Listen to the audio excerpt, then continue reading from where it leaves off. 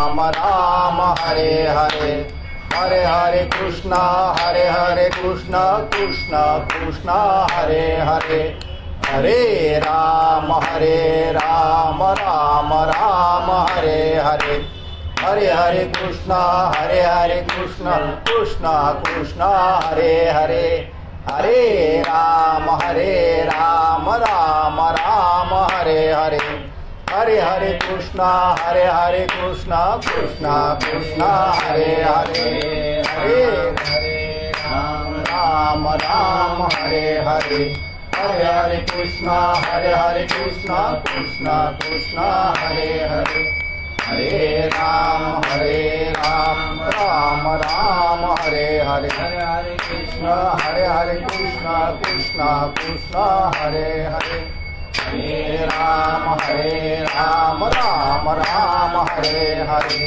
हरे हरे कृष्णा कृष्णा कृष्णा हरे हरे, पुंडलिक वरदा हरि विठ्ठल, श्री ज्ञानदेव तुकाराम, पंढरीनाथ भगवान की जय, माऊली ज्ञानेश्वर महाराज की जय, जगद्गुरु संत तुकाराम महाराज की जय, सद्गुरुनाथ महाराज की जय, सब साधु संतन की जय, सच्चिदानंद सद्गुरु श्री श्रीपाद बाबा महाराज की जय, सच्चिदानंद सद्गुरु श्री रामदास बाबा महाराज की जय, सच्चिदानंद सद्गुरु श्री नारायण बाबा महाराज की जय, सच्चिदानंद सद्गुरु श्री रोहिदास बाबा महाराज की जय, सच्चिदानंद सद्गुरु श्री नाना बाबा महाराज की जय, सच्चिदानंद सद्गुरु श्री शरद बाबा महाराज, सच्चिदानंद सद्गुरु श्री स्वयं प्रकाश बाबा महाराज की जय, सच्चिदानंद सद्गुरु धनराज बाबा महाराज की जय, सच्चिदानंद सद्गुरु श्री अमृत दादा महाराज की जय।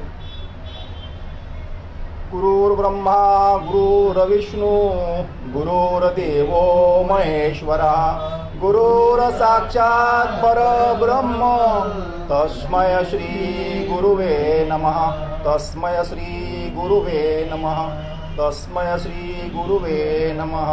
धर्माच्या करिता आम्हास जगती रामाने धाडिले, ऐसे जाणोनी राम भक्ती करिता ऐश्वर्य हे लाभले, आता धर्म सख्या तुझ्या पुरतिया, नम्रत्वतेने असे, इच्छा होतसे मानसी करीतसे, हा देह तुझा असे, जय जय रघुवीर समर्थ। वक्रतुंड महाकाय सूर्यकोटी समप्रभ, निर्विघ्नं कुरु मे देव, सर्वकार्येषु सर्वदा, आत्मरूप गणेशु केल्या स्मरण, होय सकळ विद्येचे अधिकरण, तेची वंदू श्रीचरण श्री गुरूंचे, ओम नमोचे अध्याय वेद प्रतिपाध्याय, जय जय सुसौम्यद्या आत्मरूपा, देवा तुची गणेशु, सकळार्थमती प्रकाशु, म्हणे निवृत्तीदासु, अवधारी जोजी, अलंकापुरी पुण्यभूमी पवित्र, तिथे नांदतो ज्ञान राजा सुपात्र, तया आठविता महापुण्य राशी, नमस्कार माझा श्री सद्गुरु ज्ञानेश्वरा।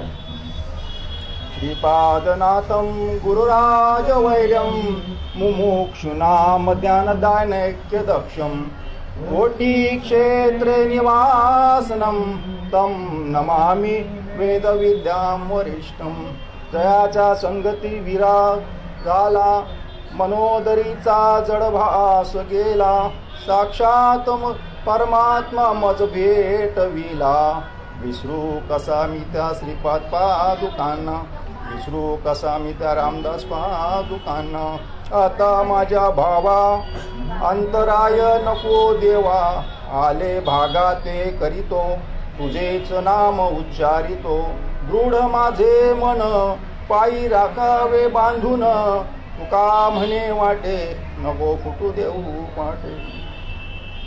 श्री संतांची या साष्टांग करी दंडवत,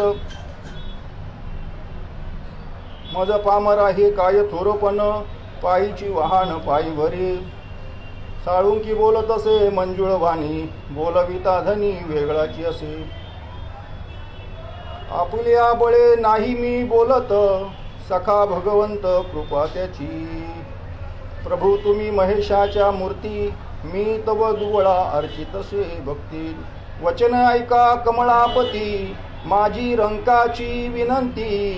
कर जोडितो कथे काळी, आपण असावे जवळी. धन्य आजी दीन संत दर्शनाचा, धन्य आजी दीन संत दर्शनाचा. धन्य आजी दीन संत दर्शनाचा. अनंत जन्मीचा क्षीण गेला, अनंत जन्मीचा क्षीण गेला. मज वाटे त्यासी आलिंगन द्यावे, मज वाटे त्यासी आलिंगन द्यावे. कदा न सोडावे चरण त्यांचे, कदा न सोडावे चरण त्यांचे. धन्य आजी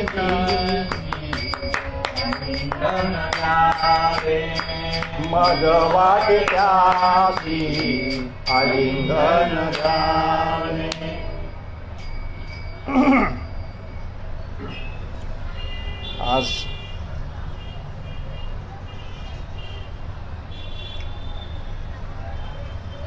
आज रविवार आणि माझ्याकडे ही प्रवचनरूपी सेवा आल्याचा परिहार म्हणजे असा की आपले ब्रह्ममूर्ती नानाबाबा महाराज पाटील यांचे सुपुत्र हरिभक्तपरायण गुरुवर्य दीपक महाराज पाटील यांचं देहावसन होऊन आजचा 5वा दिवस. आणि त्या प्रित्यर्थ अनिल भाऊ पाटील यांनी आनंद संप्रदाय आनंद संप्रदाय मुंबई साधक मंडळी या माध्यमातून ही जी ऑनलाईन प्रवचनरूपी सेवा जी आहे त्यांनी सुचवलं की ही सेवा तुम्ही करू शकता.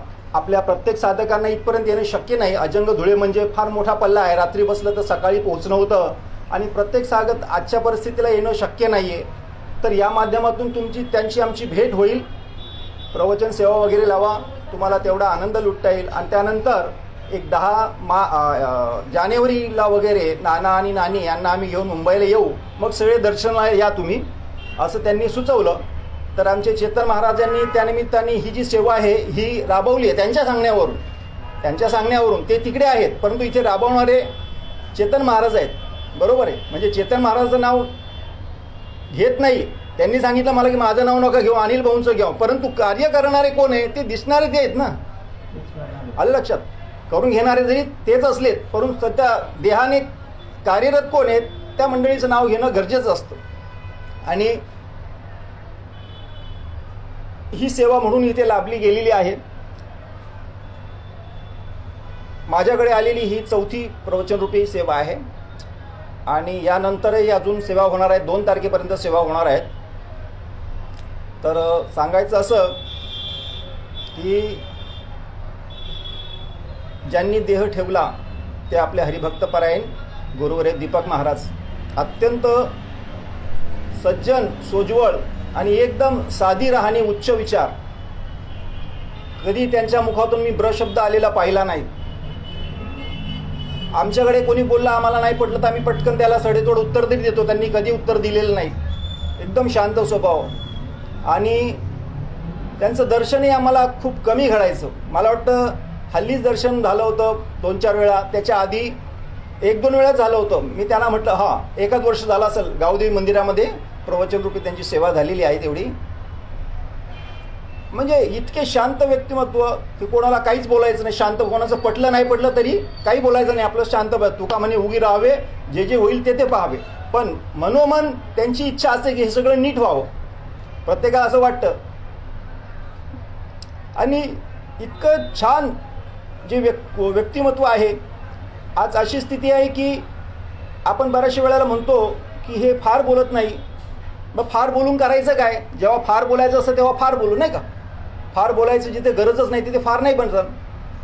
सोना तो बचता नाही और पीतल करे झनकार. आनंद संप्रदायातला प्रत्येक साधक हा सोना आहे, सोन्याच्या पलीकडचा आहे. तो त्याला ज्या वेळेस बोलायचं असेल ना त्यावेळेस तो बोलेल, पण इतर वेळेस जास्त बोलणार नाही. वास्तविक पाहता हे कुठे लागू पडतं? सोना तो बसताने पितल करे झनकार.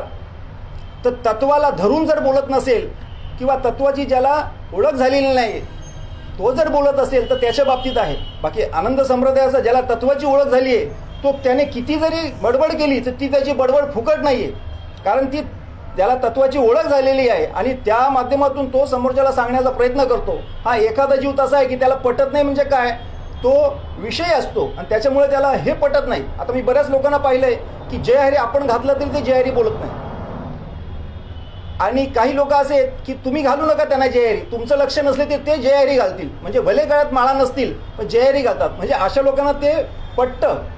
आणि असे लोक की उच्चभ्रू आहेत, समजा ती लोक शिकले सवरलेले आहेत परंतु त्यांना हा विषय पटत नाही, मग ती लोक काय म्हणतात, याची काय नुसती बडबड आहे रे, बडबड बडबड बडबड, बाकीचेही लोक आहेत किती शांत आहेत, तू नुसता उठ याच्याच मागे लागतोस, नुसता दुसरा कोणता विषय नाही तुला भगवंताचा. आता मला भगवंत कळलेला आहे आणि तो तुमच्यापर्यंत पोचवायचा आहे, हा निरोप संतांचा, म्हणून माझं कामच हे आहे, तू मला बडबड्या म्हण काही म्हण चालेल. हा असा काहींचा स्वभाव असतो. उदाहरणार्थ नारायण महाराज झाले, अरविंद महाराज झाले, आमचे सुदाम भाऊ झाले, चेतन भाऊ झाले, बरेचसे. आता कोणाकोणाची नावं घ्यायची.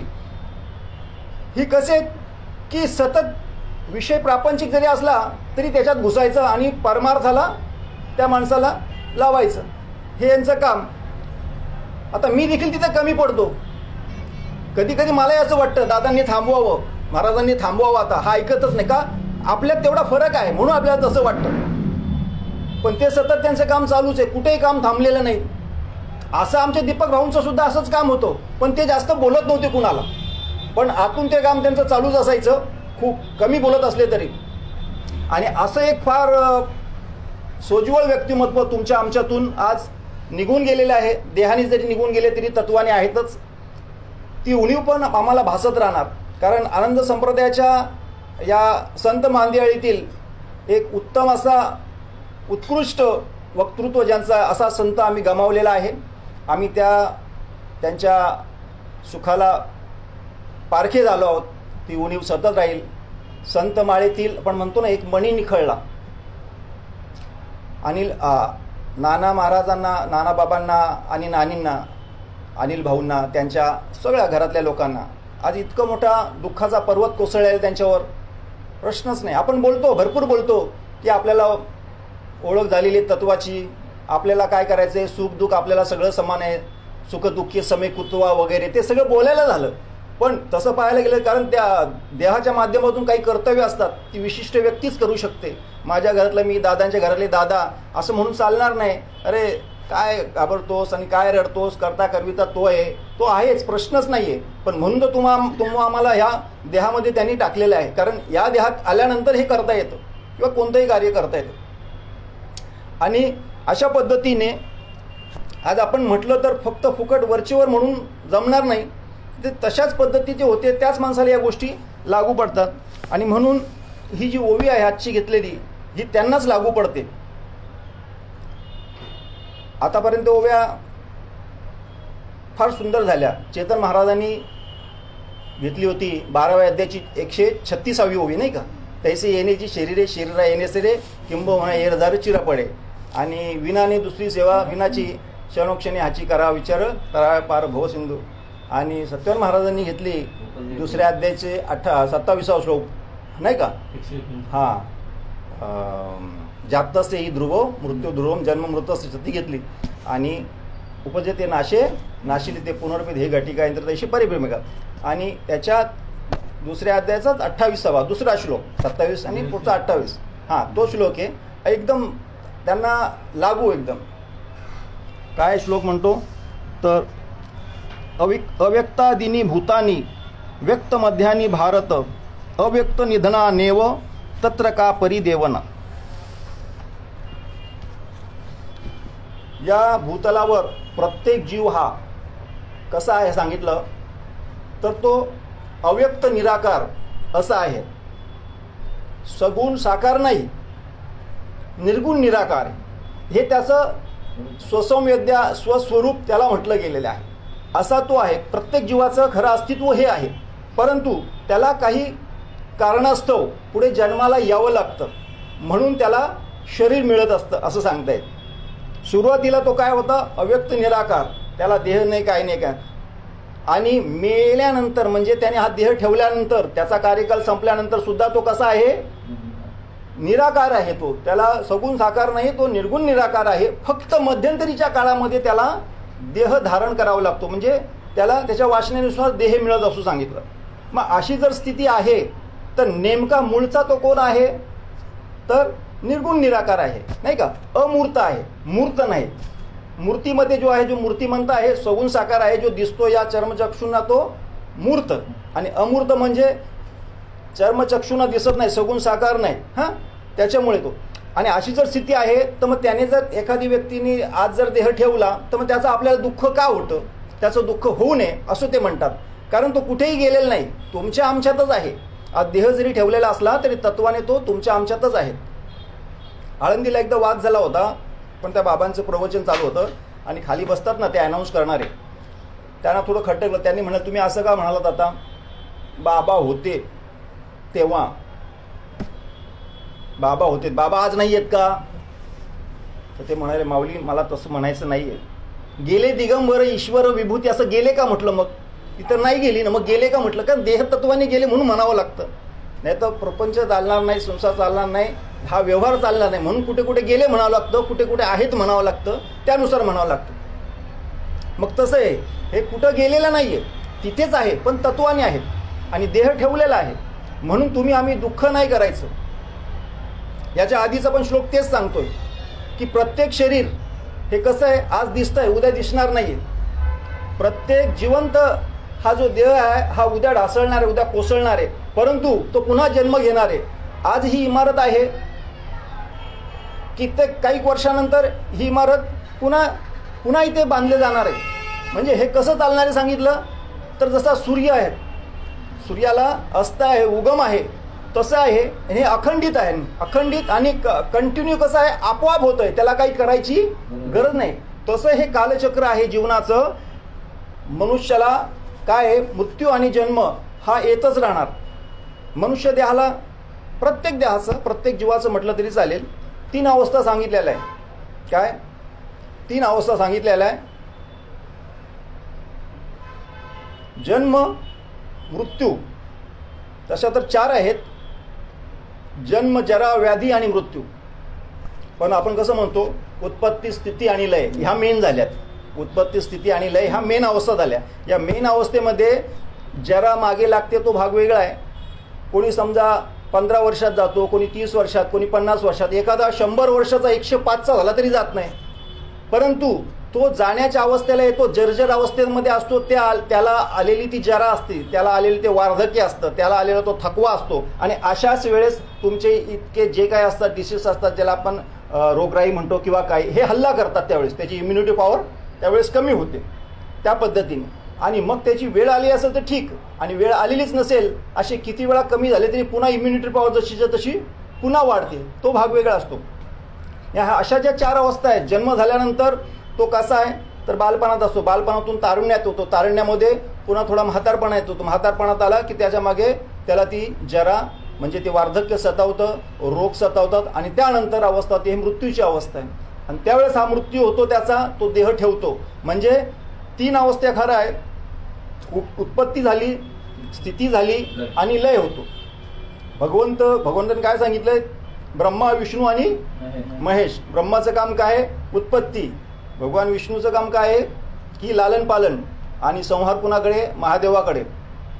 जीओडी गॉड, गॉड हा पण त्याला देव म्हणतो इंग्लिशमध्ये, त्याचं पण तसंच आहे. त्या 3 अक्षरांची, त्या 3 जे अल्फाबेट आहेत तिन्हीची फोड तेच आहे. काय की जी म्हणजे जनरेटर, ओ म्हणजे ऑपरेटर आणि डी म्हणजे डिस्ट्रॉयर. जनरेटर म्हणजे कोण, क्रिएटर, तुमची काय उत्पत्ती करतो, तुम्हाला जन्माला घालतो. ऑपरेटर म्हणजे कोण, हे सगळं ऑपरेट करतो, तुमचं लालन पालन सगळं कार्य. आणि डिस्ट्रॉयर म्हणजे डिमॉलिश करतं, त्याला संपून टाकतं. त्याची वेळ संपली, कार्यकाळ संपला की तो जातो. मग अशा पद्धतीचं जर जीवन असेल, माणसाला एवढं सगळं कळल्यानंतर त्याने दुःखी व्हावं का, तर त्याने अजिबात दुःखी होऊ नये हे असं सांगितलंय. तुमच्या आमच्यासारखे सुद्धा दुःखी होतात. का दुःखी होतात? कारण की ते प्रेम आहे ना, ते प्रेम आहे. दुःखी होणं म्हणजे असं नाही. बऱ्याच वेळा काय होतं, सर्वसामान्य माणूस दुःखी होतो. तो कशापोटी दुःखी होतो? आपल्याला वाटतं आई जाम रडते, त्याचे वडील फार रडतात, त्यांना याचं दुःख असतं, आता यांच्यानंतर आमचं कसं होईल, हा गेलाय म्हणून. प्रत्येक जीवाला आहे. अशा जीवाची जी मनाची स्थिती झालेली असती ती काही दिवसापुरती असते आणि त्यानंतर ती थोडी मावळते. पण ज्याला ह्या परमार्थाचा आधार असेल तो माणूस कसा राहील सांगितलं. जसा सूर्य आहे, सूर्य उगवतो त्यावेळेस सुद्धा लालच असतो आणि मावळतो त्यावेळेस सुद्धा लालच असतो. अशी संतांची स्थिती सांगितलंय. तो कितीही दुःख आलं किंवा कितीही सुख जरी आलं तर तो त्याच्यामध्ये राहत नाही. तो कशामध्ये राहतो? आपल्या नाममस्तीमध्ये दंग राहतो. अशीच ही आपली दीपक माऊली जी आहे, दीपक भाऊ येते, अशा स्थितीचे होते. काही झालं तरी अगदी शांत होते. अगदी शेवटच्या स्टेपला आम्ही पाहिलं अवस्था त्यांची कशी होती. आम्हाला रडायला आलं, पण अक्षरशः ते म्हणाले काही नाही भाऊ, काही नाही टेन्शन घ्यायचं, माझं टेन्शन बिलकुल घेऊ नका, हे बघा आम्ही खिशात घेऊन फिरतोय. आत्ताच हॉस्पिटलवरून आलो, कॅथेटर वगैरे सगळं लावलेलं होतं, खिशात घेऊन फिरतोय. अजिबात कधीच नाही. आणि त्यांचं जे प्रवचन मी तर म्हणतो ना, तुम्हा आम्हाला एक संदेश होता, तुम्हा आम्हाला एक पूर्वसूचना होती की सावध होय बाप्पा, काळं लागली माफा. माझी स्थिती अशी असताना मी आज इथे आहे म्हणजे हेच कार्य आहे. शेवटपर्यंत हेच कार्य करायचं आहे आपल्याला, दुसरं कार्य नाही. ती कार्य आपोआप होत राहतील. काय प्रपंच, जयरी नेहमी सांगता, प्रपंच हा करावा लागतो. परमार्थ हा करावा लागतो. प्रपंच हा सहज होतो. पण अजूनही आमची तूप पेटत नाही. आम्ही हे म्हणतो की प्रपंच हा करावा लागतो, परमार्थही करावा लागतो, पण परमार्थ एखाद्या वेळेला होतो. असे म्हणतात काही लोक की प्रपंच हा करावाच लागतो. कसा करावा लागतो? की सकाळी जर 5ला उठलो नाही, तयारी करून मी पहिली गाडी पकडून जर गेलो नाही तर माझी फर्स्ट शिप जाईल, म्हणजे मला कामावर नाही घेणार, माझा खाडा होईल. असे जर 4-5 खाडे झाले, 15 खाडे झाले, 20 खाडे झाले तर मी घरात आणून देणार काय? चालणार. म्हणजे प्रपंच हा खरं तर करावा लागतो. परमार्थाचं काय घेऊन बसला हो? कधीतरी आपण एखाद्या प्रवचन कीर्तनात जाऊ, रोज देवाला हात जोडले तरी परमार्थ झाला ना? हेच कळलं नाही ना. हे ज्याला कळलं ना त्याचा खरा परमार्थ म्हणजे अंतरामध्ये जे भजन चालू आहे त्या भजनाशी एकरूप राहणे, संधानावर राहणे, हे नाव परमार्थ आहे. प्रपंच म्हणजे काय? तुम्ही जेवढा केला तेवढा, कसं का होईना घरात आणलं थोडंफार. तुकाराम महाराजांची स्थिती काय होती? ते तर म्हणाले मला खायला प्यायला मिळालं नाही, माझ्या घरात संतान नाही वाढली तरी चालेल, पण माझं आणि तुझं हे जे अतूट नातं आहे भजनाचं, त्याच्यामध्ये व्यत्यय येता कामा नये, खंड येता कामा नये. आणि अशा स्थितीला तुकाराम महाराज होते, इतर संत होते, आणि त्यांनी सुद्धा आपल्याला त्या स्थितीला आणून ठेवलं. आणि ह्या माऊलीने अक्षरशः काय केलं ते कधी कानावर आलं नाही, काय काय केलं, कसं कसं केलं, पण अक्षरशः एवढ्या स्थितीत असताना साक्षात तुकाराम महाराजांसारखं वैराग्य त्यांच्या ठिकाणी होतं. आज अनिल भाऊ पण त्यांच्यासारखेच आहेत समजा. परंतु नानांच्या बाबतीत म्हटलं तर नानांचे 2 सुपुत्र हे अक्षरशः सरस्वती पुत्र, अमृत पुत्र म्हणून ओळखले जायचे. त्यातले आमचे दीपक भाऊ हे जे, ही पोकळी आज निर्माण झालेली आहेत. आणि ही पोकळी संप्रदायाच्या बाबतीत खरं तर भरून निघणार नाही का? कारण की हाताची पाची बोटे सारखी नसतात. सगळ्यांनाच तत्व मिळालंय, परंतु प्रत्येकजण तशाच पद्धतीने कार्य करील की नाही सांगता येत नाही. दीपक भाऊ एक असं व्यक्तिमत्व होतं की थोडंसं जरी काही झालं तर पुन्हा तिथल्या तिथे सावरायचे. त्यांच्या मनात अजिबात काहीच नसायचं. हे अंतःकरणातून अक्षरशः सुचिरभूत अशी व्यक्ती होती. आणि अशा व्यक्तीच्या कार्याला आज अक्षरशः मी घरी होतो तेव्हा बारक्याईने मला सांगितलं, म्हणजे निरोप आला फोनवर की असं असं, तुम्हाला काही कळलं का? म्हटलं काय झालं? तर म्हणे दीपक भाऊंचं असं असं. अरे म्हटलं मग आता कसं काय करायचं आहे? तर म्हणे गाडी 2-3 माणसांची जागा होती बंटीच्या गाडीमध्ये, मग भाऊचे लोक गेलेत आणि हे गेलेत. मग म्हटलं काय नाही बरं की वहिनी काय हरकत नाही, म्हटलं असो.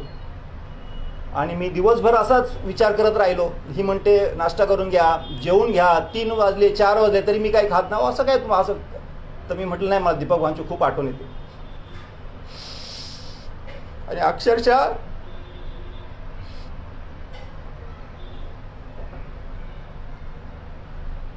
रात्री 10 वाजता कुठेतरी तो मोबाईल बघितला अक्षयच्या याच्यावर, तर त्यामध्ये आनंद संप्रदाय मुंबई साधक मंडळीवर अक्षरशः अंत्यसंस्कार करताना सगळं काही पाहायला मिळालं.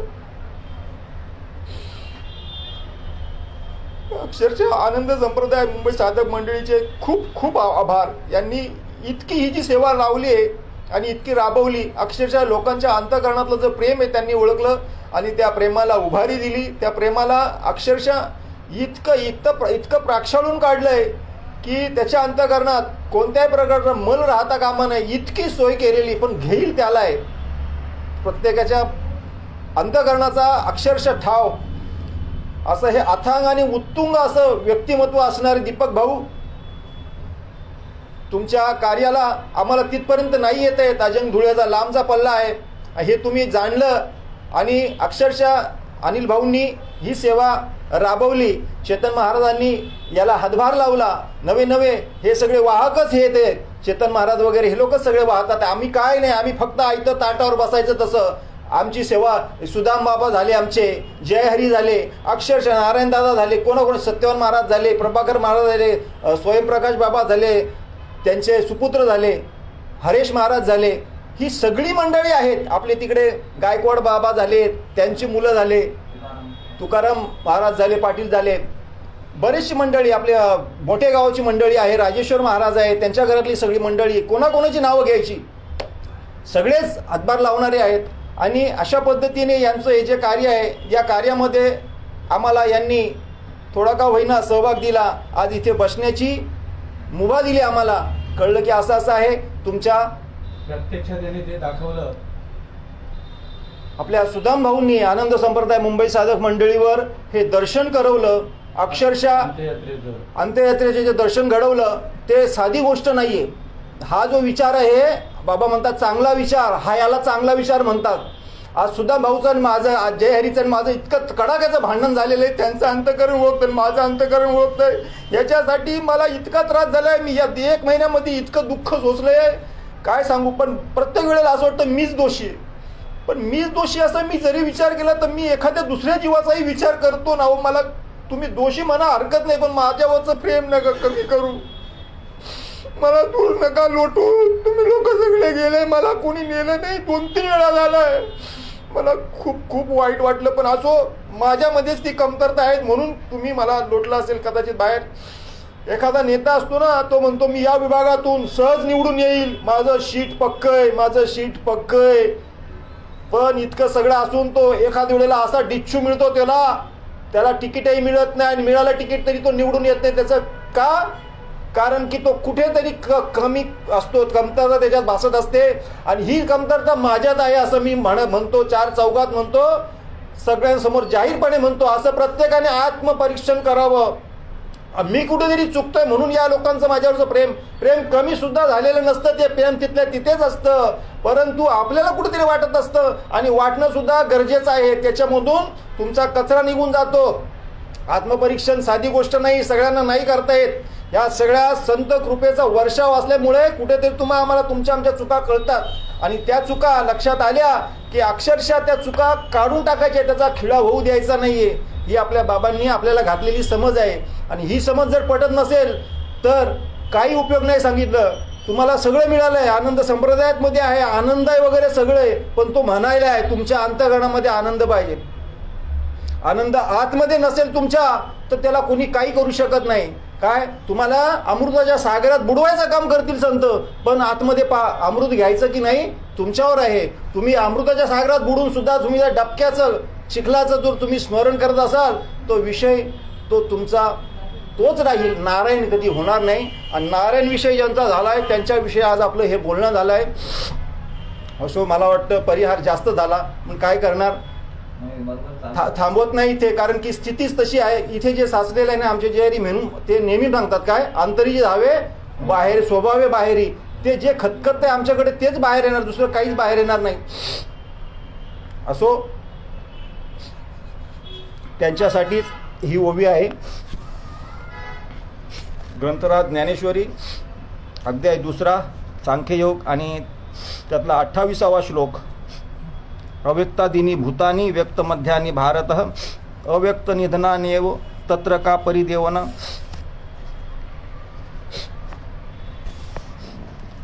ओवी म्हणते की जिये समजते इये भूते जन्म आदी अमूर्ते मग पातली व्यक्ती ते जन्मलेया ती एक क्षयासी जेथ जाती ते त निभ्रांत आने नव्हती देके पूर्वस्थितीच येते आपुलिये येर मध्ये ती प्रतिभासे ते निद्रिस्ता स्वप्न जैसे तैसा आकार हा मायावशे तत्स्वरूपी.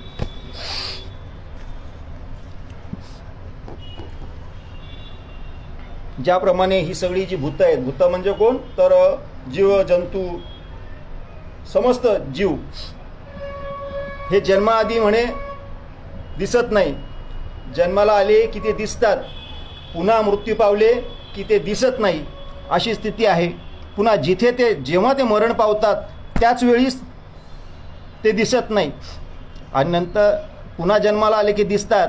ते का दिसतात तसं सांगितलं तर ही माया आहे. शरीर जे दिसतं ही माया आहे, जे दिसतं ती माया आहे आणि ह्या मायेमुळे त्याला आकार घ्यावा लागतो. माऊली म्हणतात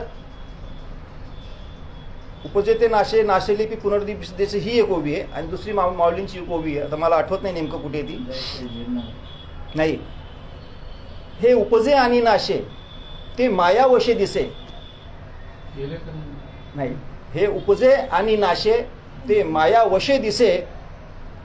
एरवी तत्वता वस्तू जी असे ती शाश्वतची आणि हे शाश्वत तत्व आहे, कुठेही गेलेलं नाहीये, फक्त देह ठेवला गेलेला आहे. तत्व जिथल्या तिथेच आहे आणि तुम्ही आम्ही सगळे तत्वनिष्ठ आहोत.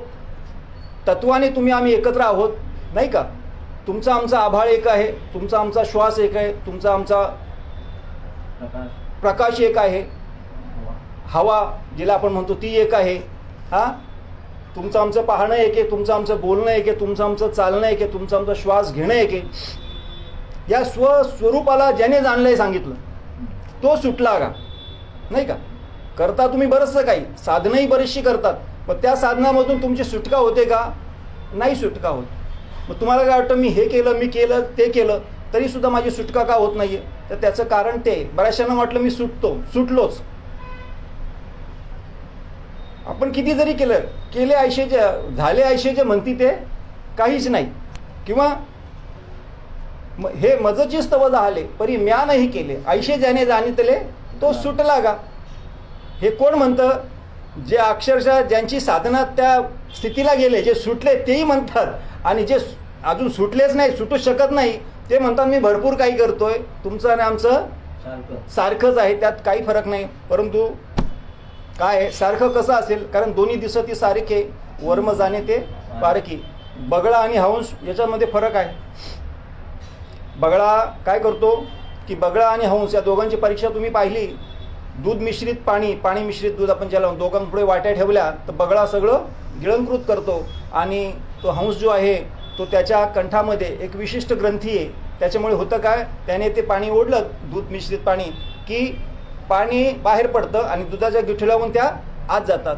म्हणजे सार तत्व घेतलं, असार तो बाहेर. पाण्याला असार नाही म्हणता येणार, जेव्हा तहान लागलेली असते तेव्हा त्याला ते पाणी अमृत समान आहे. परंतु इथे प्रामुख्यानं दुधाला महत्त्व दिलेलं आहे. दूध हा पदार्थ खायचा आहे, प्राशन करायचा आहे, तर मग दूधच आलं पाहिजे, पाणी नाही आलं पाहिजे. आपण भैयाला म्हणतो ना की भैया इसमें पाणी डाला है क्या, तो नाही बिलकुल पाणी नाही डाला, पाणी टाकलेलंच असतो. आता आपल्याला पाणी नको आहे का, पाणी पाहिजे असतो, पण दूध म्हणून जेव्हा आपण दूध घेतो तेव्हा दूधच घ्यायचं आहे, पाणी नाही घ्यायचं आहे. असं ते सार तत्व घेणं आणि असार बाहेर टाकणं. एका सुभाषितकाराने म्हटलंय अनंतम शास्त्रम बहुलाश्च विद्या, अनंतम शास्त्रम बहुलाश्च विद्या अल्पम च कालो बहुविघ्नताच यत्सारभूतम तदुपासनीयम हंसो यथा मिमुंबक्या मध्यात. म्हणजे हेच आता जो सांगितलं तोच सार की दूध मिश्रित पाणी त्यातलं फक्त सार घेतला असार सोडला, अशी ही हंसाची परंपरा आहे. आमची हंसाची परंपरा आहे. सार तत्व घेऊन असार तत्व टाकून द्यायचं. सार्थक को रख लिया और निरर्थक को फेक दिया, अशी असं कबीर महाराज म्हणतात. अशी आमची ही जी हंस परंपरा आहे. हंस ब्रह्मा, अत्री, श्रीदत्त, नारायण लक्ष्मण, बलभीम, सख्यानंद, शांतामाई, बंडोबा, केरोबा, श्रीपाबाबा, रामदासबा, नारायण बाबा, रोहिदास बाबा आणि नाना बाबा इथपर्यंत ही आपली जी आनंद संप्रदायाची मालिका आलेली आहे. या मालिकेचे किती उपकार सांगावेत. आनंद संप्रदाय हा फक्त नावापुरताच नाही आहे, तर अक्षरशः आनंद ज्याला म्हणतात त्याच्याही पलीकडे जी स्थिती जी तुम्हाला दिलेली. अमृताहुनी गोड नाम तुझे देवा, मन माझे केशवा काबा न घे. अमृताच्याही पलीकडचं आहे. नामामृत गोडी वैष्णवाला आदली, योगिया साधली जीवन कळा. योग्यांच्याही पलीकडचा विषय तुम्हाला दिलेला आहे. पण त्या आनंदात कोण राहील? जो सतत नामावर राहिला. सततम कीर्तयंतो माम यतंतश्च दृढवता नमस्यंतश्च माम भक्त्या नित्ययुक्ता उपासते. आत्ता हल्लीच आपली आजद्याला डोंबिवलीला जी काही भाऊंनी सेवा करून घेतली, बाबांनीच करून घेतली. श्रीपाद बाबा, रामदास बाबा स्वतः आले. या कोरोनाच्या काळामध्ये इतकं गडद सावट तुमच्या आमच्यावर होतं की आम्हाला मनात भरपूर काय असताना सुद्धा काही करता येत नव्हतं. कारण की शासनाचा तसा नियमच होता नाही का. तुमची आषाढी गेली, कार्तिकी गेली, आळंदीची वारी गेली, आश्रमातले आपल्या कार्यक्रम गेले, सगळे गेले. पण तेव्हा बाबांना कुठेतरी असं वाटलं माझा प्रत्येक साधक हा कानाकोपऱ्यामध्ये असलेला आज परिस्थितीने गांधलेला असेल, कशाने गांधलेला असेल, येता जाता येत नाही. पण अक्षरशः हा कार्यक्रम आपण त्यांच्यापर्यंत न्यावा, राबवावा. आणि अक्षरशः ते दोघे महात्मे, काय त्यांचं नाव, महेश संजय पाटील, हरिभक्तपरायण संजय महाराज पाटील आणि हरिभक्तपरायण महेश मगर सर, या दोन्ही महात्म्यांचे अक्षरशः श्रीपाद बाबा आणि रामदास बाबा, आमच्या नारायणदादांच्या भाषेत सांगायचे म्हणजे अक्षरशः श्रीपाद बाबा आणि रामदास बाबा हेच आम्ही त्यांच्यामध्ये पाहिले. तसेच खारघरचे आपले जे दोन्ही महात्मे, दादांचं नेहमी बोलणं असतं, आम्ही पाहतो पण दादांच्या मुखातून आवर्जून त्या गोष्टी येतात. दोन्ही महात्मे आपले जगदीश बाबा आणि विकी बाबा यांच्यात आम्ही श्रीपाद बाबा, रामदास बाबांना पाहतो. केवळ अक्षरशः आम्हाला ज्या ज्या गोष्टीची कमतरता भासते त्या गोष्टीची ते आवर्जून तिथे पूर्तता करत असतात. म्हणे महात्मे सगळेच आहेत, पाची बोटं सारखे नाही म्हणतो ना, कमी जास्त आहेत. जिथे सुईचं काम असतं तिथे सुई आपल्या उपयोगाची असते, जिथे तलवारीचं काम तिथे तलवार उपयोगाची असते. असे सगळे आहेत आपल्यासाठी. परंतु यांना विशेष महत्त्व का दिले की अक्षरशः कामच तसं इथे. आपण थोड्या झिडक्या कारणावरून राग आला की आपण आपला राग गगनाला भेटतो. आपण मागचा पुढचा विचार करत नाही, कोण माझा आई आहे, कोण माझा बाप आहे आणि कोणी माझ्यावर उपकार केले काहीच बघत नाही. आपण खुशाल त्याला पण बोलून मोकळा होतो, मनात त्याच्या काही ठेवतो नाही का. बोलायला मग बोलून जातो आपण. काय उपकार, काय केले उपकार सांगू मी काय, बाप न करी आयशी माय. केले उपकार सांगू मी काय, बाप न करी आयशी माय. धर्म रक्षले त्यांचे पाय, दिले अक्षय अभय दानदा. कार सांगू मी काय, बाबा नगरी आहे माय. किती बोलतो आपण, सहज बोलतो. म्हणजे मुखात आहे, पाठ आहे म्हणून बोलतोय. किंवा त्यावेळेला एक वैराग्य असतं, त्याला काय आपण म्हणतो स्मशान वैराग्य नाही का, तात्पुरतं वैराग्य बोलून जातो. परंतु अक्षरशः त्या क्षणापर्यंत फार कठीण आहे. बरं कठीण म्हणजे जमणार नाही का, जमेल ना हो, पण आपण करत नाही, तेवढं सातत्य बाळगत नाही. का बाळगत नाही? कुठेतरी आपल्याला विसर आहे, निश्चय घसरतो. दादा म्हणतो आमचे निश्चय घसरतो. विसर कोणालाच नाहीये. विसर कसा असेल, कारण तो आहे म्हणून तो आहे, मग विसर कसा म्हणता येईल? तो ज्यावेळेस तुमच्यापासून बाजूला होईल ना तेव्हा तुम्हाला विस्मरण. स्मरण आहे पण तुम्ही आम्ही काय झालो, कुठेतरी गुंतलोय. कुठे गुंतलोय? नको तिथे गुंतलोय. हा विषयांचा पडी पाडू आणि गोड परमार्थ लागे कडू, कडू ते विषय अति गोड झाले या जीवा. अशा परिस्थितीमध्ये तुम्ही काय करणार आहे? मग काहीच नाही करू शकत. फक्त साधू संतांचा तुम्हाला एक आसरा आहे आणि त्यांची जर तुम्ही समजा त्यांचा पदर जर सोडला, संपला विषय. तुम्हाला तारूच शकत नाही कोणी. नाम आहे तुमच्याकडे सगळे, पण तुम्ही नामावर नाहीये ना. भगवंत काय म्हणतो, जो मेरे नाम पर मैं उसके काम पर, अगर वो उसके काम पर तो मैं मेरे धाम पर. मला काय काम धंदे नाही का? तू एकच आहेस का? बरं तू त्या पद्धतीचा असेल तर मी बघेन ना तुला, नाही का. जसा की अग्नी सगळीकडे आहे, लाकडात आहे अग्नी आहे ना. मग लाकूड आपण चुलीत डायरेक्ट घातल्यावर पेटतो का, भाकरी करतो का आपण? नाही. त्याला कांडा लावावा लागतो तेव्हा होतं ना, म्हणजे आहे त्याच्यामध्ये. तसा भगवान म्हणतो मी सगळीकडेच आहे, मी प्रत्येक जीवाचा सांभाळ करतो, सगळ्यामध्ये मी आहे, सगळ्याच माणसात आहेत. फक्त प्राणी मात्रांचा सोडून द्या, मनुष्य योनी जरी घेतली ना प्रत्येकामध्ये मी आहे. कारण मनुष्य देहाच्या ठिकाणी ते मला जाणून घेण्याचं ज्ञान असलं तरी सुद्धा सगळे त्याला लायक नाही. लायक आहे, लायकीचे आहेत, परंतु येत नाही तिथपर्यंत. काय येत नाही तर त्यांच्या ठिकाणी विषय हा जास्त जडलेला आहे. कोणता विषय? भौतिक विषय, वैषयिक विषय, भगवत विषय नाही. आणि भगवत विषय ज्याच्या ठिकाणी आहे त्याच्या ठिकाणी मी कसं आहे सांगितलंय, विशेष रूपाने. विशेष रूपाने जसा लागडा अग्नी आहे पण तो पेटत नाही ना, पण जर कांडा लागला तर लगेच पेटतो ना. असा माझा तो आहे ना भक्त, तो सतत कांडा लावतो, मला सतत कांडा लावतो, म्हणजे सतत माझ्या नामावर असतो. इतका नामावर असतो की त्याच्यावर तुम्ही मांडा भाजू शकता. अशा स्थितीला जो आहे त्याचं मी सगळं करतो, त्याचा योगक्षेम मी स्वतः करत असतो. कुणाला यायची गरज नसते. त्याच्यावर संकट यायच्या आधी मी स्वतः तिथे असतो. तो इथे जर बोलत असेल ना माझ्याविषयी काही, आमचे दादा सतत बोलत असतात, अरविंद भाऊ झाले, सुदाम भाऊ झाले, इतके बोलतात की अक्षरशः तो पुरवठा कुठून होतो असा प्रत्येकाला प्रश्न पडतो. चायला ही तुमची लोक किती बोलतात रे. काही लोक मला विचारतात, त्यांना माहिती सुरेंद्र भाऊ एकदम काही जहाल नाही, हा जरा मवळ आहे, याच्यापुढे काही बोललं तरी चालेल. याच्यापुढे काही बोललं तरी चालेल. मग मी त्यांना सांगतो, दादा ते बोलतात ते बरोबर बोलतात, ह्याला तू पण तसाच. मग असं बोलून ते बाजूला होतात. मी अनुभव दादा पक्का घेतलेला आहे, बऱ्याच जणांना अनुभव घेतलेला आहे. हे कशाचं? हिताचं सांगणं आहे. पण हित कळतं का सगळ्याला? बिलकुल कळत नाही. हिताचे सगळे मानकरी सांगितलं, देव म्हणतो हिताचे सगळे मानकरी आहेत, अधिकारी सगळे आहेत, पण घेत नाही ना. आणि जो घेतो त्याच्या ठिकाणी मी कसा आहे, तो जर माझ्याविषयी काही बोलत असेल ना तर त्याला मी कमतरता तुटवडा आधी अजिबात पडू देत नाही. त्याच्यावर माझी कृपा, माझं कृपाक्षेत्र असं असतं, हीच माऊली आज ज्यांचं देहावसन झालंय त्यांचीच भाषा आहे. आळंदी आपलं डोंबिवलीला साई मंदिरात कार्यक्रम होते ना आपले, तर तेव्हा माझं प्रवचन झालं आणि अधिक महिन्याचा आणि नंतर माझ्या पाठीवरून हात फिरला. अक्षरशः नानांनी हात फिरवल्यासारखं मला झालं. मी म्हणतो नाना तर नाही, त्यांनी बघितलं तर मी असं बघायला गेलो, दीपक भाऊ इकडे आले.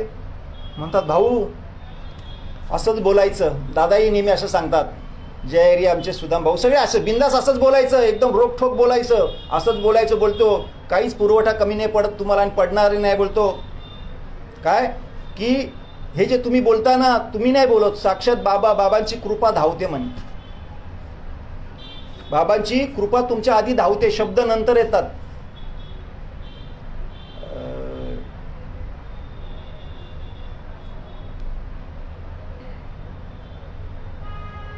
येईल तो शब्द नंतर येईल.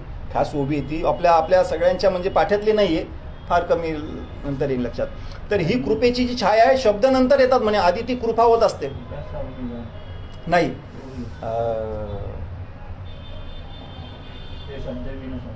नाही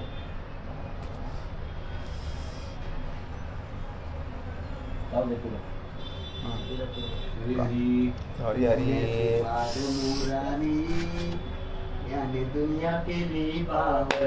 धन्य श्रीपाद मुरारी याने कृपा केली बावरी. देवी बावरी श्रीपाद मुरारी याने दुनिया केली बावरी. धन्य श्रीपाद मुरारी याने दुनिया केली बावरी. अनावर वाचा अंधया नामाचा घेतला असे. पुढा स्नेह पाझरे मागे चालती अक्षरे. शब्द पाठवून येती कृपा आधी. कृपा आधी होत असते. म्हणजे भगवंताचं ते गीत आहे, भगवंतानी म्हटलंय की माझ्या अंतकरणाचा जो भाग याला म्हणतो ना, तो तसा जीव असतो. अक्षरशः मला त्रास होतो, त्याला व्हायच्या आधी मला त्रास होतो, तर त्याला काय त्रास होणार असेल तर. आणि ती कृपा मी माझी त्याच्यावर कशी, माझं सतत त्याच्यावर लक्ष असतं. तो कसा आहे, त्याचं अंतकरण फार कोमल आहे, त्याला दुसऱ्याचं दुःख सहन होत नाही, लगेच डोळ्यात पाणी येतं. कोणासाठी काय करू, स्वतःचा घास उचलून दुसऱ्याच्या मुखात घालणं अशी व्यक्ती.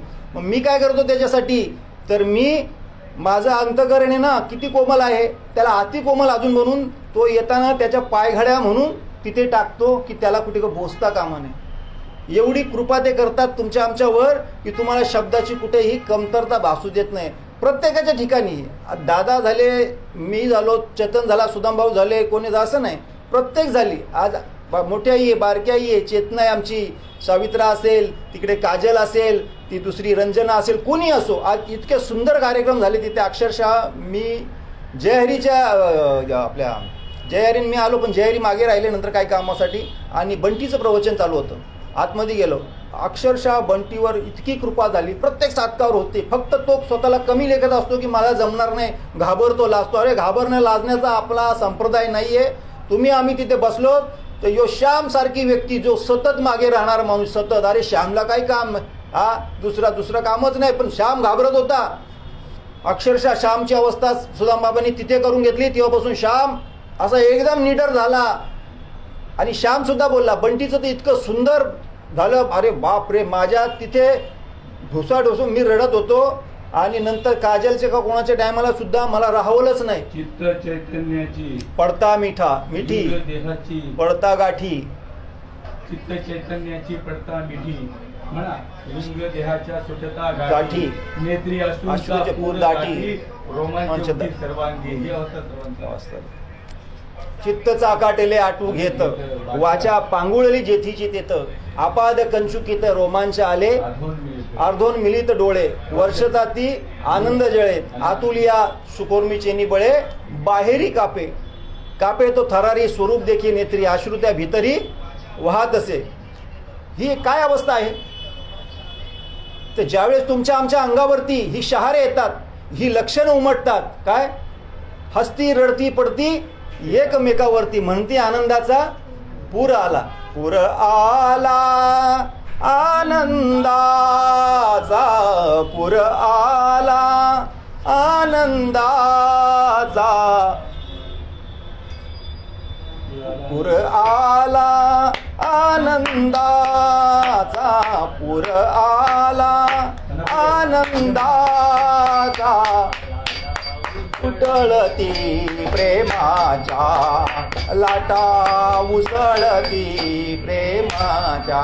ज्यावेळेस अंतःकरण दाटून येतं, इथे पूर येतो. पूर यायला पाहिजे. पूर आला ना की तुमच्या हातला कचरा वाहून जातो माऊली. पूर नाही आला तर फायदा नाही. आमच्याकडे पण पूर येतो. आमचा पूर तो बेकार आहे. आमच्या घरामध्ये येतो ना, सगळं वाहून जातं, काय काय वाहून जातं, अशी आमची पूर आहे. पण तिथे आम्ही तसं पाहतच नाही. आम्ही श्रीपाद बाबांचं स्मरण करतो, रामदास बाबांचं स्मरण करतो. माझी माऊली तिथे नाल्यावर राहत होती झोपडी बांधून. त्या बाबा बाहेर असायचे. बाबांना कळायचं की पावसाळ्यामध्ये इथे काय परिस्थिती होईल, तरी सुद्धा बाबा तसे सोडून कीर्तनाला जायचे. हा माझ्या घरी म्हणे नाला वाहून माझं घर नाही वाहून जाणार आहे. माझ्या घरी गंगा जमुना सरस्वती येणार आहेत आणि माझ्या घरामध्ये ही कोण राहणार आहेत. हा लोक घरी गाई म्हशी, आम्हा घरी उंदीर घुशी. बाबांचं तुम्ही संत मायबाप पुस्तक वाचलंय. मी नवीन होतं त्यावेळेस वाचलेले, म्हणजे साधक झालो तेव्हाच. अक्षरशः ते पाहिलं वाचलं की असं वाटत होतं मी वेदच वाचतोय. कारण बाबांचे एक जे अनुभव होते ना, वाघाचा दृष्टांत, तो एसटीचा दृष्टांत, त्यात पिठलं टाकलं, हे ते, अरे बापरे, अगदी सहज. तुम्हाला इतक्या युक्त्या दिल्या त्यांनी, पण त्या युक्तीमध्ये तो परमार्थ सांगून गेले. ते साध्या सरळ पद्धतीने तुम्हाला परमार्थ सांगता येईल. मी तेच केलं, फार काही केलं नाही. आणि आज त्याला तेच पाहायला मिळलं. येणे सोसे मन झाले हवं भरी, आणि परत माघारी येत नाही. त्या स्थितीला नेऊन ठेवलेलं आहे. तो परत येणारच नाही. मी भांडायचो नेहमी, अरे असं कसं होईल, सततम कीर्तन तुम्हाला सांगितलेले आणि इथे आपण राहतच नाही तेवढा वेळ. दादा मला नेहमी सांगायचे. जयहरीशी पण भांडतो मी. आता इथे ही उभी आहे ना, याशी दुसरा एक श्लोक आहे. काय 8व्या अध्यायाचा 5वा श्लोक. अंतकालेचे मामेव स्मरण मुक्त्वा कलेवरम य प्रयाती स मद्भाव याती नास्त्यत्र संशया. श्लोक असा सांगतो की अंतसमयी या मुखातून जर भगवंताचं नामस्मरण झालं तर हा देह ठेवताना मी भरपूर भांडलो, दादांशी भांडलो, जयहरीशी भांडलो, बऱ्याच लोकांशी मी भांडलो. पण नंतर चिंतनातून हा अनुभव नाही म्हणे. तुम्हाला काम लावून दिलं ना, तुम्हाला ज्यावेळेस अनुग्रह झाला त्यावेळेस तुमचा शेवटचा दिवस, लगेच दुसऱ्या दिवशी मेलं तरी चालेल तुम्ही, काय फरक नाही. कारण तुमची ओळख करून दिली ना तुम्हाला. हा तुमचा शेवटचा दिवस. मोक्षाचा मार्ग तुमचा मोकळा गेला. हा तेच म्हणजे एकदा तुम्हाला अनुग्रह झाला, प्रबोध तो तुमची ती क्रिया आहे समजा, पण तुम्ही पटरीवर आले ना. उद्या तुम्ही आज जरी तुम्हाला प्रबोध 15 दिवसांनी होईल, 20 दिवसांनी, मला ते 9 महिने 9 दिवसांनी झाला, मग तर मध्यंतरीच्या काळाचं काय. पण तुम्हाला अनुग्रह झाला म्हणजे तुम्ही सुटला ना. कसं आहे, तृण अग्नी मिळे समरसत आले, तैसे नामे केले जपता हरी. हा नाही, राख राहते तो भाग वेगळा आहे, परंतु अगदीच काही असण्यापेक्षा, सर्वसामान्य असण्यापेक्षा असामान्यामध्ये आलो की नाही तुम्ही. आम्ही पटरीवर आलोत की नाही. या त्या गावाला जाणार नाही, माझ्या पांडुरंगाच्याच गावाला आम्ही जाऊ. जब ही नाम हृदय धरा, भया पाप का नाश, मानो चिनगारी पडी पुराणी घास. तुमचं अनंत जन्मीचं दुःख, अनंत हे निघून गेलं सगळं, काही शिल्लक राहिलेलं नाही. तुम्ही आज त्या मांदियळीच्या आसपास आहात, संत मांदियळीच्या आसपास आहात. तुम्ही काय सांगितलंय की मला माझं काही चुकलं असेल तर मला जरी तू, मी गटांगळ्या जरी खाल्ल्या विषयी होऊन, परंतु मला तुझ्या पायाशीच ठेव, नको संतांच्या घरात टाकू, संतांच्या नाणीतला किडा तरी कर मला, जेणेकरून ते जे स्नान करील ते म्हणजे सत्संग घडेल. थोडक्यात काय म्हणायचं की सत्संग घडला पाहिजे. मी अशी स्थिती, मग त्या पद्धतीने असेल तर नक्कीच होईल, कुठंच तो बाजूला जाणार नाही. संत संगतीचं हेच चूक आहे.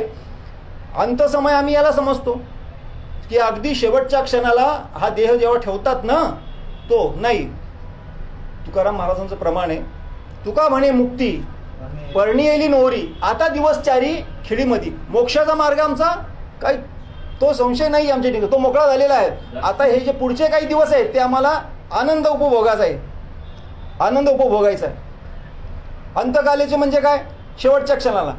आज याच्यामध्ये सुद्धा तुरुंग आहे ना, आपले तुरुंग जिथे फाशी देतात दादा, तिथे गीता समोर आणली जाते. ज्याला फाशी द्यायची ना त्याच्यासमोर गीता आणली जाते आणि त्याला सांगतात, हे तू आवर्जून ऐक, तुझं काय असेल ते पाप, पण हा श्लोक जर तू ऐकला ना तर तुझी याच्यातून मुक्तता होईल. ते सांगतात, तू आता जाणार आहेस, तू काय पाप केले तुझं तुला माहिती, का तुला फाशी देतात ते. मग त्याच्यासमोर हा गीतेचा श्लोक 8व्या अध्यायाचा 5वा श्लोक बोलून दाखवतात. काय, अंतकालेचे मामेव स्मरण मुक्त्वा कलेवरम य प्रयाती समद्भावम याती नास्तेत्र संशया. म्हणजे तू आजपर्यंत काय केलं असतं, पण आता भगवंताचं नाव घे, तुला कोणता देव आवडत असेल त्याचं, जेणेकरून तो देव तुझ्या स्मरणात राहील आणि ते स्मरण होता होता तुझा जीव जरी गेला तर तुला सद्गती आहे. हा, मरणीची आठवण. यम यम वापी स्मरण भावी, हा त्याच्या पुढचा श्लोक आहे की असं जर केलं की त्या पद्धतीने तुला ज्याचं स्मरण होत आहे ना, तू आयुष्यभर जे केलं ते तुझ्या स्मरणात येईल. तेवी जितेने अवसरी, तेवी जितेने अवसरे, ते आवडोनी जीवी उरे आणि त्याची मरणाची मेरे फार हो लागे. म्हणजे आयुष्यभर आपण जे केलेलं असतं ना तेच समोर येतं. आता तर मी आयुष्यभर जर मी मटका खेळलो असेल, पत्ते खेळलो असेल किंवा अजून काही केलं असेल, माझ्या अंतःकरणात तो विषय फिट झालेला आहे. मला तुम्ही किती घाला, इकडं तिकडं कशात घाला, सत्संगात घाला, कशात घाला, पण मी अंतःकरणात ते आहे ना. अमृतात बुडवा, तुम्ही तळ्यात बुडवा, सागरात बुडवा, पण मी इथे घेतलेला आहे ना, डबकाच इथं सासून घेतलेला. मग त्याचं काय, त्याला कोणी काय करू शकत नाही. म्हणजे संतांनी पूर्ण कृपा केली. काही बाबांच्या सानिध्यात 12-12 वर्ष बोलतो, काय बोलतो, मी ड्रायव्हर होतो, कोण काय बोलतो उरकतो 2 मिनिट. तर ते का नाही झाले, म्हणजे बाबा कमी पडले का कुठे, बाबांचं सामर्थ्य कमी पडलं का नाही, त्याचं पाप कमी पडलं. त्याचा अंतःकरणातला जो विषय आहे ना तो त्यांनी डावलला नाही, फेकला नाही, हा विषय घेतलाच नाही. काम कमलकंद आणि दरदोरी किंवा तो गोचिडाचा दृष्टांत, हे काय सगळं घेतलं तर ना, नाही घेतलं तर तुम्ही तिथेच राहाल. आणि तिथेच राहण्यासाठी हा परमार्थ नाही. आनंद संप्रदायाचा पूर्ण जो आनंद आहे तो पूर्ण आनंद भोगला ज्याने ना त्यानेच म्हणावं मी आनंद संप्रदायाचा आहे. खरोखर मी सांगतो, काल घातली आणि आज काढली त्याने मी आनंद संप्रदायाचा बोलू पण नाही. का बोलू नये, कारण की तुझं आचरण समोर येतं तिथे, मी पुन्हा त्याच विषयावर येणार आहे. कोणी मला म्हणेल इथे बसून, कारण अंतःकरणात तेच येणार आहे. परवाचं चेतनचं इतकं सुंदर प्रवचन झालं. अक्षरशः एखादा जो असतो ना, म्हणतात की आमचा पदार्थ असा केलेला आहे भाऊ, आमच्या हॉटेलातला पदार्थ की हा कोणी खाल्ला तरी चालतो, डायबिटीस असला, त्याला कोलेस्ट्रॉल असला, कोणी खाल्ला तरी चालेल, इतका सुंदर पदार्थ आमचा आहे, कुणाला याची बाधा होणार नाही. तसं चेतनचं प्रवचन झालं. कुणाचं उनं धुणं नाही, कुणाचं काही नाही, शब्द जिथले तिथेच, अलंकारिक भाषा नाही, अगदी साध्या सोप्या पद्धतीने, सुटसुटीत पद्धतीने बाबांच्याच भाषेमध्ये त्यांनी मांडलं. अक्षरशः आम्हाला गर्व आहे चेतन तुझ्यावर, दादांचं वहिनीचं अक्षरशः तू नाव राखलं. अशी खरं कर, शुद्ध बीजापोटी फळे रसाळ गोमटी यांच्या ही बाबांची श्रीपादबाबा रामदासबाबांची कृपा आहे. आणि तुझ्या पोटी आलेली बाळं सुद्धा चेतना आणि चेतन, तुम्हाला खूप खूप धन्यवाद. बाबांची तुमच्यावर अखंड कृपा आहे, अशी वर्षात आहे आणि वर्षातच राहणार. आम्ही काय तुम्हाला आशीर्वाद दिले नाही दिले तरी त्यांचे आशीर्वाद तुमच्या बरोबरच आहे. आणि गेलेले त्या कुटुंबाची पूर्ण कृपा आहे त्यांच्याच. हा, आणि म्हणजे आम्हाला सांगायचं काय की ही दीपक भाऊ जे आहेत हे सतत, आता सध्या ते कुठे येऊ जाऊ शकत नाही, परंतु घरी 9 महिने त्यांनी या लॉकडाऊनच्या काळामध्ये सतत आपले आनंद संप्रदायाचे जे कार्यक्रम होतात लाईव्ह, ते सतत बघत आले, कमेंट्स द्यायचे आणि इतकं बरं वाटायचं.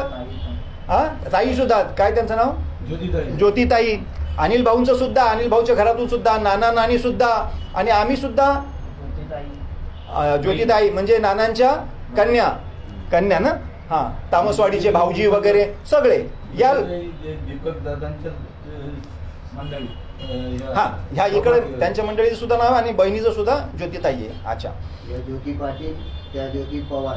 हा, तर अशा पद्धतीने ह्या नानाबाबांची आमच्यावर इतकी कृपा झालेली आहे, कारण की जवळ यांचा सहवास आम्हाला लाभलेला आहे. मला तर श्रीपादबाबांचा सहवास नाही लाभला, म्हणजे देहाने नाही लाभला, तत्वानी लाभला, रामदेवबाबांचा लाभला, परंतु नानाबाबांनी ही सगळी उणीव आमची भरून काढली. हे श्रीपादबाबा, रामदासबाबा, नानाबाबांच्या रूपाने, हा, श्रीपादबाबा, रामदासबाबा, नारायण बाबा, रोहिदास बाबा, नानाबाबा, हे म्हणजे म्हणतात ना पंचरत्न हरिभाट, असा पंचरत्न हा संत समागम आम्हाला त्यांच्या मार्फत घडला. सतत आमचे अनुग्रह असो, आमचे प्रबोध असो, आमच्या अडीअडचणी असो, प्रत्येक ठिकाणी धावत आम्ही तिथे जाण्याआधी ते आमच्या घरी आम्हाला दर्शन द्यायला येत होती. आणि अशीच बाबा तुमची, नाना, तुमच्या कुटुंबाची आमच्यावर कृपा राहो. श्रीपादबाबा, रामदासबाबा, नारायणबाबा, रोहिदाबा, या आनंद संप्रदायातील सगळे संत मालिकेतील जेवढी महापुरुष आहे सगळ्यांची कृपा तुमच्यामधून आम्हाला ती मिळते आणि ती सतत मिळत राहो. आणि हे तुम्ही जे आम्हाला प्रेम दिलंय याची उतराई कधीही होऊ शकत नाही. आमच्या कातड्याचे जोडं करून जरी तुमच्या पायात घातले तरी होणार नाही. आणि तुमच्यावर आलेलं हे संकट आहे, मी तर असं नाही म्हणणार की देव तुम्हाला शक्ती देव झेलण्याचं, कारण ते तुम्ही आम्हाला शिकवलं, पेलवण्यास तुम्ही पेलवणं प्रश्न नाही, पण आम्ही देखील तिथे भावूक होतो, कारण शेवटी ही माया आहे. भगवंत सांगतात की माया ही कशी आहे, मायारूपी हे जे आहे ना, त्याच्या अनुषंगाने तसे काम करावंच लागतात. अश्रू येतातच, प्रेमाचे अश्रू आहे, हरकत नाही.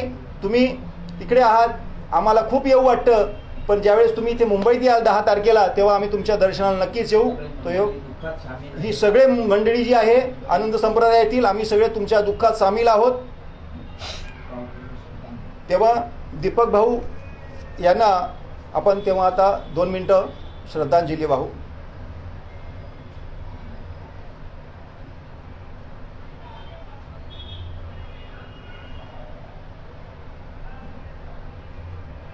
कुंडली विठ्ठल श्री ज्ञानदेव तुकाराम, पंढरीनाथ भगवान की जय. ज्ञानेश्वर महाराज घेतलेली ओवी. श्लोक अव्यक्तादिनी भूतानी व्यक्त मध्यानी भारत, अव्यक्त निधनाने व तत्र का परिदेवना. ओवी आहे. जिये समजते ये भूते जन्मा आदी अमूर्ते, मग पातली व्यक्ती ते जन्मलेय. तिय क्षयासी जेत जाती तेत निभ्रांत आने नव्हती, देखे पूर्वस्थितीच येती आपुलीये. येर मध्ये जे प्रतिभासे ते निद्रिस्ता स्वप्न जैसे, तैसा आकार हा मायावशे तत्स्वरूपी. ही घेतलेली ओवी त्यांना समर्पित आहे. अगदी तंतोतंत त्यांच्या व्यक्तिमत्वाला, त्यांचं जे जीवन जे होतं त्याला अगदी समर्पक मार्मिक अशी ही ओवी आहे त्यांच्यासाठी. आणि तुम्हा साधू संतांच्या समोर ही जी सेवा झाली, तुमचं जर अवधान नसतं, श्रीपादबाबा, रामदासबाबा, नारायणबाबा, रोहिदासबाबा, नानाबाबा या सगळ्या संत मंडळींची जर कृपा नसती तर मी हे बोलू शकलो नसतो. त्यांच्या कृपेने मी बोललो. साळुंकी बोलत असे मंजुळवाणी, बोलविदा धनी वेगळा असे. मज पामर आहे काय थोरपण पायची वाहन पारी बरी, आपुलिया बळे नाही मी बोलतो सका भगवंत कृपा त्याची. आणि हे झालेलं वाक्पुष्प 5व्या दिवसाचं न्यूनतेपुरते अधिक तसं ते करून घ्यावे तुमते विनवितो तुम्हासी, करविली तैशी केली कटकट वाकडी का नीट देव जाणे. एवढं बोलून इथेच सेवेला पूर्ण विराम देतो. कुंडली विठ्ठल श्री ज्ञानदेव तुकाराम,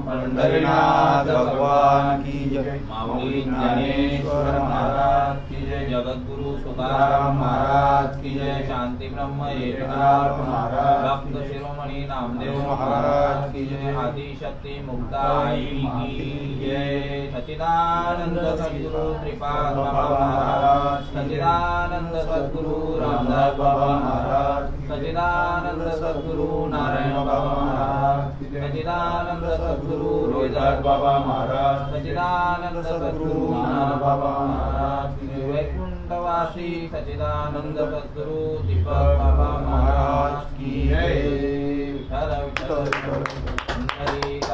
हरि विठ्ठल श्री ज्ञानदेव तुकाराम पंढरीनाथ भगवान की जय। माऊली ज्ञानेश्वर महाराज की जय। आता विश्वात्मकी देवे येणे वाग्यज्ञ दोषावे, दोषोनी मत द्यावे पसाय दानवे, जे खळांचे व्यंकटी सांडो तया सत्कर्मी रती वाढो, भूता परस्परे तडो मैत्रीवांचे द्विजांचे दिव्यदाहो, विश्वस्वधर्म सूर्यभाहो, दोजे वांछिल तोते राहो प्राणिजात, वर्ष सकळ मंडळी ईश्वर निष्ठांची मांदियाळी, अनवरत भूमंडळी भेटतो भूता, चला कल्पतरूचे आरव, चेतना चिंतामणीचे गाव, बोलले जे अर्णव पियुषांचे, चंद्रमे जे लांछन, मार्कंड जे तापहीन,